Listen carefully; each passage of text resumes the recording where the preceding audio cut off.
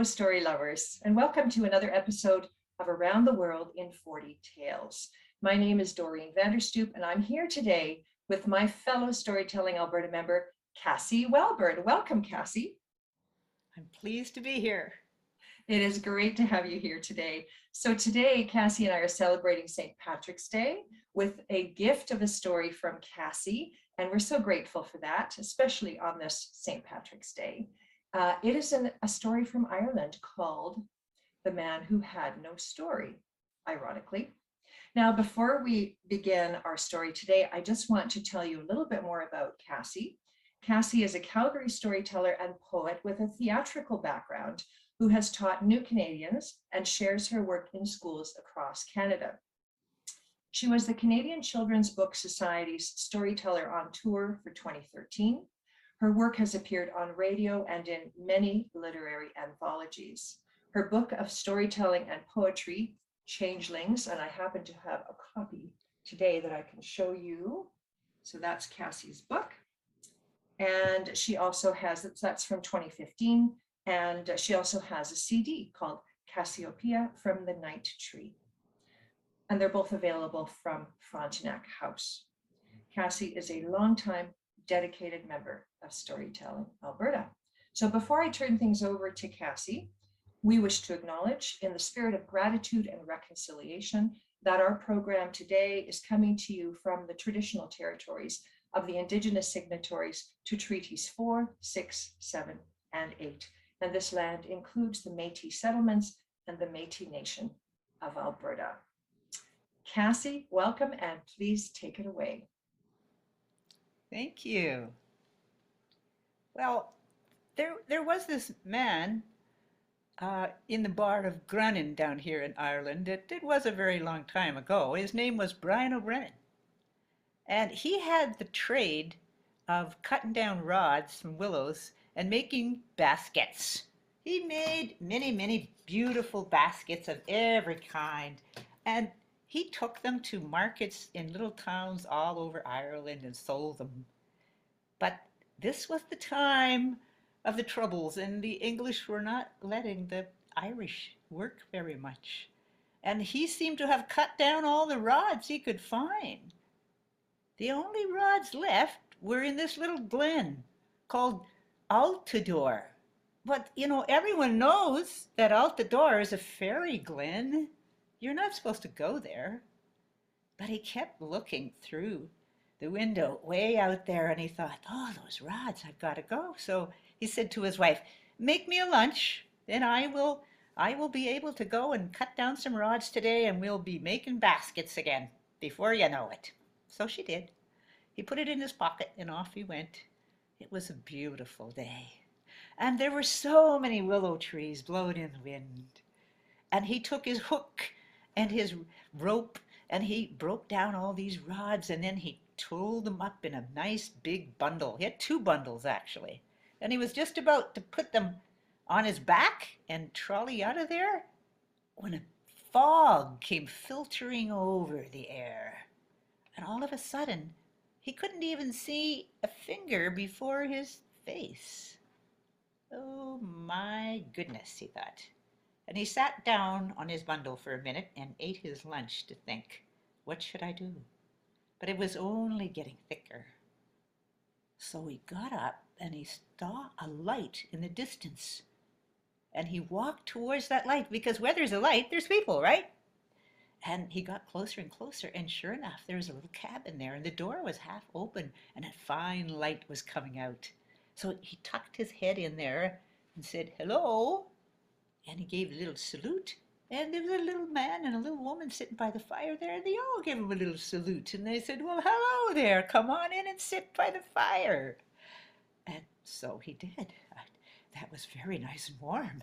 And then they said to him, well, Brian O'Brennan, have you got a story to tell us? Said, well, that's something I never done, said Brian. No, not any kind of story at all, especially not any fairy tales or anything like that. Well, said the woman, you better go outside and bring a bucket of water in then. Do something different to keep here. So he did, very happy not to have been able to tell a story. he went out to the back, and there he threw the bucket down and pulled it up. He was just sitting it on the flagstone there to let the water drain off, when a wind came roaring up and lifted him right up into the air, and he went east and he went west, and all of a sudden, plunk, he landed down. Whoa. It wasn't quite so foggy, but it was getting dark. And in the distance again, he saw a light. Ah, well, if there's a light, there's got to be people, right? So he went, as far as he could through the darkness, and there it was, a long house with 2 doors. One of them half open with a fine light coming out of it. So he stuck his head in there to look to see who was in there. And it was a wake house. People were mourning. There was a row of people against one wall, a row of people against the other, and right by the fire was a beautiful black curly-haired girl. And he went towards her, and she said, "Come on, sit down here." And he said, "Oh, don't mind if I do." He was a little bit shy to do that. And then all of a sudden a big man came up and said, "It's far too quiet in here. Why, we need some dancing in a wake. A couple of us will have to go and get a fiddler." But the girl, she said, "Oh, no need for that. No need for that, because we've got the finest fiddler in all of Ireland, Brian O'Brennan from the Bar of Gunnon, sitting right beside me." And Brian said, Oh, no. I have never done any kind of fiddling in my life. I don't even know which part to pick up. I have no music in my head." "Oh, you'll be fine," she said. And before he knew it, he had a fiddle right there in his arm, and he was playing away. And nobody had heard such great music. They were dancing this way and that and singing, and it was a grand time. Till finally that big tall man came across again and said, well, it's time for someone to be doing the mass, but we don't have a priest here, so we got to send a couple people out there to get us a priest." "Oh, no need for that," said the curly-haired woman. "No, and we've got Brian O'Brennan from the Bar of Gunnon right here, the finest priest in all of Ireland." Oh, no, said Brian. "I don't know anything about the work of a priest at all. I have no words, nothing, no idea how to do that holy things. No." "She'll be just fine," said the girl. And before he knew it, they had vestments put on him, and he was giving a talk that no one had ever heard before. It was very moving, and he was doing prayers on everyone. And they were just so happy that he'd never had such a good priest say a mass like that before. But by then, this big tall man came out again and said, Okay, it's time to be taking this man to his resting place. And so, Brian O'Brennan, you will show us the way up over the big stone wall into the cemetery." "Oh, I have no idea where to go," said Brian O'Brennan, but off he went anyway, and there was the stone wall, and before he knew it, he was sliding and climbing up this wall, and everyone was following him. And then there was another big gust of wind that came, and it blew him east and it blew him west, and all of a sudden, bloop! Well, he sat down, and goodness me, there was the bucket of water on the flagstone by the cabin of the people that he left. Oh, he was so happy. He picked it up and he walked in. "Well, there you are," they said. "You were a long time coming. Now tell Miss Brian O'Brennan, have you got us a story to tell?" But he said, "I do." And he told them all the story of what had happened, and they were just grand. They just loved his story, and they were clapping, and they made up him a wonderful feather bed. He got a great meal. He went sound to sleep.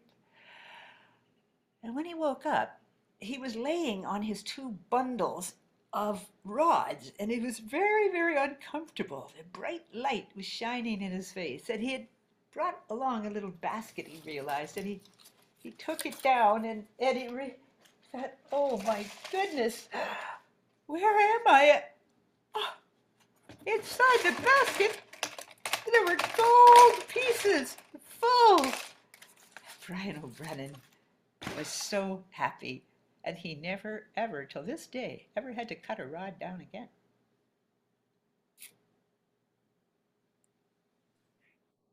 Cassy, that was masterful. Thank you so much. That was an amazing story.